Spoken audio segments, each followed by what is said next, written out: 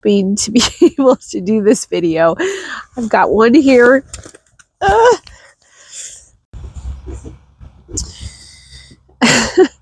Hey guys, welcome back to my channel.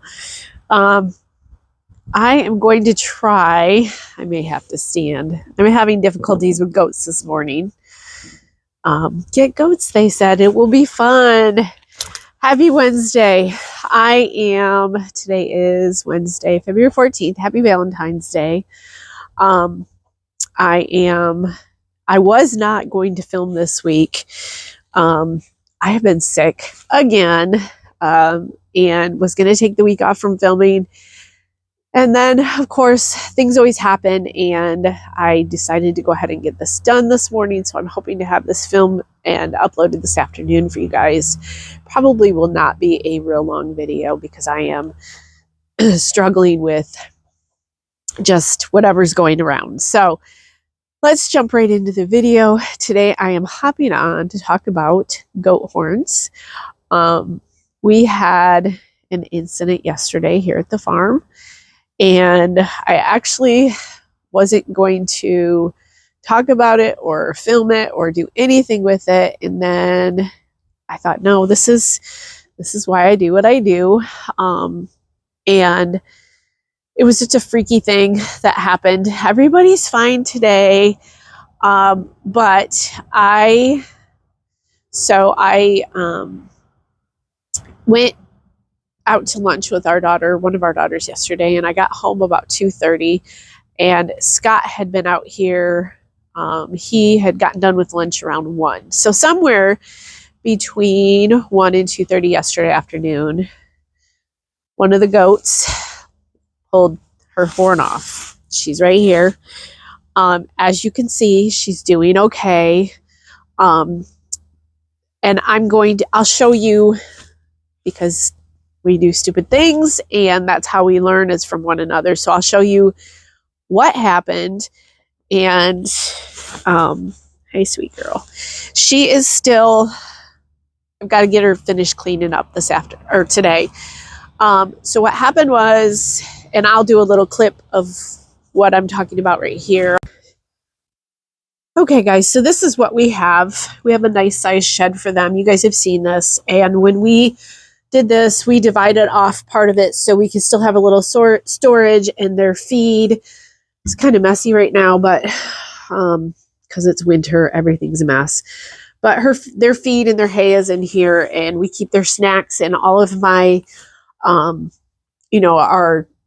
stuff I need to, whether it be like the blood stop and all that stuff, is back here. But we had a hog panel, which was a great divider right at the beginning. But we had issues. We had issues a few months ago, actually, where one of the goats did get caught in there. I caught her, and I was able to get her out. And we put a short piece of just thin USB up here, or OSB. I think it's OSB. We put a thin sheet about halfway up after that happened. And you can see there's still blood. That's where this whole incident took place. And so what happened was she got over the OSB and got caught. So now we've put a piece of plywood. Husband was awesome yesterday. He left while I was waiting for the vet and went and got plywood and put it up right away. He's like, I should have done this at the beginning. Everything's in hindsight when it comes to farming. And so we got that done. I'll pop in a clip, but we in our little barn here that we have for them, we hog paneled off a section to put all their feed and hay and stuff, and she got her horn caught in there and ripped it right off. And I got home, but like I said, about 2:30, and I looked out, and I thought our bedroom is like right here. We could see out. And I thought she had like gotten part of a feed sack or something stuck on her horn, is what the first thing that came to mind, or like a red bandana. And I'm looking out the window going, no, something's wrong. So my first instinct was she got in a fight with one of them and cut something. And so I ran out here, and sure enough, she was covered in blood. She was bleeding profusely from, I thought, both her horn and her ear at the beginning.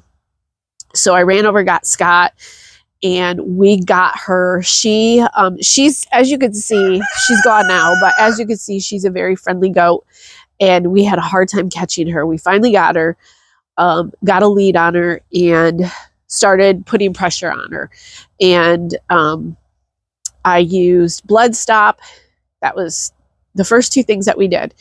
And after about 20 minutes, it had slowed down some, but it hadn't stopped. And so I ran in to call the vet. I am so thankful. My first word of advice is, if you don't have a vet established, please do that, because it really does make a difference. It's very important. And so we had a vet established, and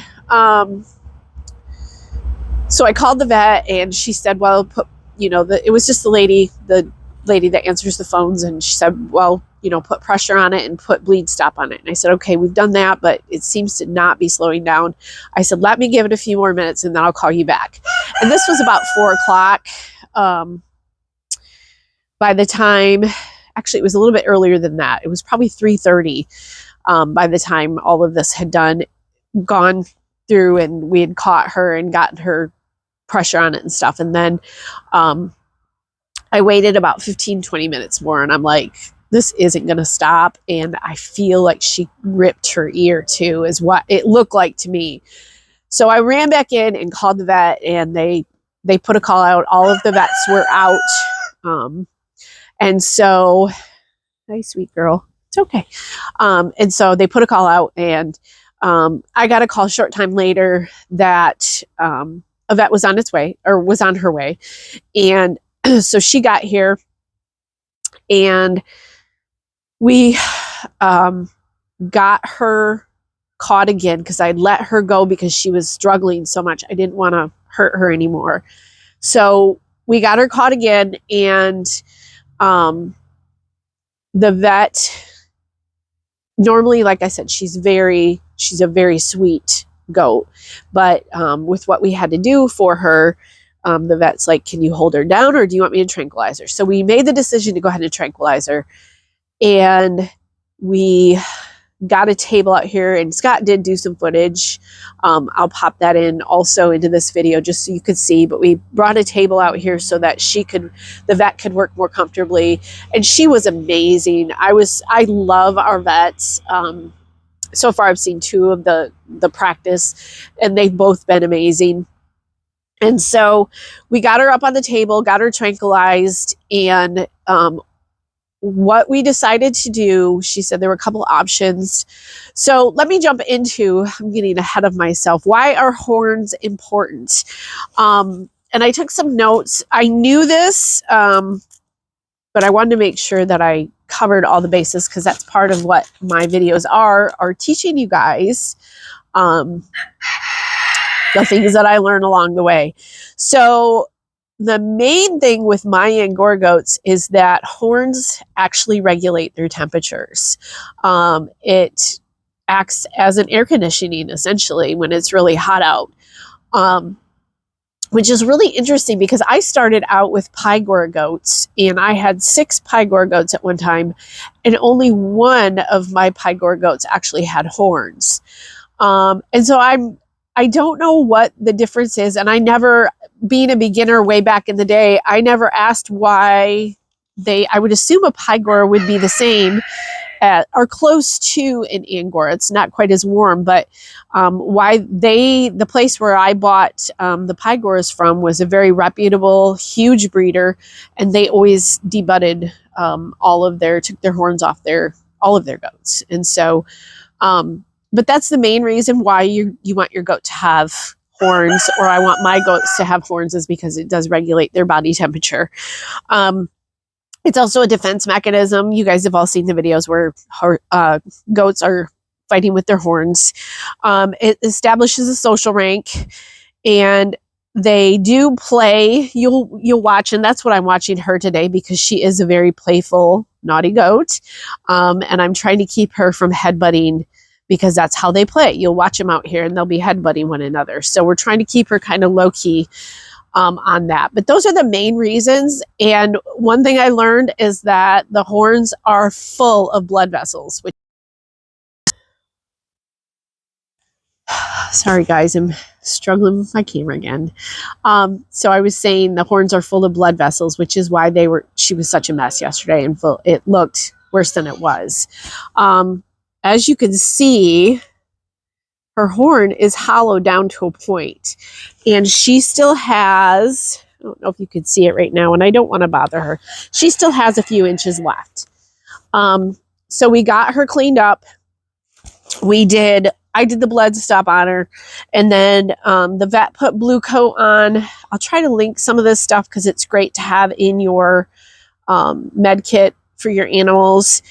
She put blue coat on it. That's like an antifungal, antibacterial, I think. Again, I'll list it down below. She did a nerve block on her in order to cauterize it. She had the hot iron that they use to take the horns off to cauterize it. I don't think I'd ever invest in one of those because I would much rather call a vet to do that with my little flock. So she gave her tranquilizer, she gave her nerve block, she gave her a shot of Flunixin, which is Banamine, and that is a pain fever reducer and anti-inflammation. Sorry, words are hard today. And so she gave her all of that. I have meloxicam in the house for her. I'll give her the next 3 days. I have pills to give her.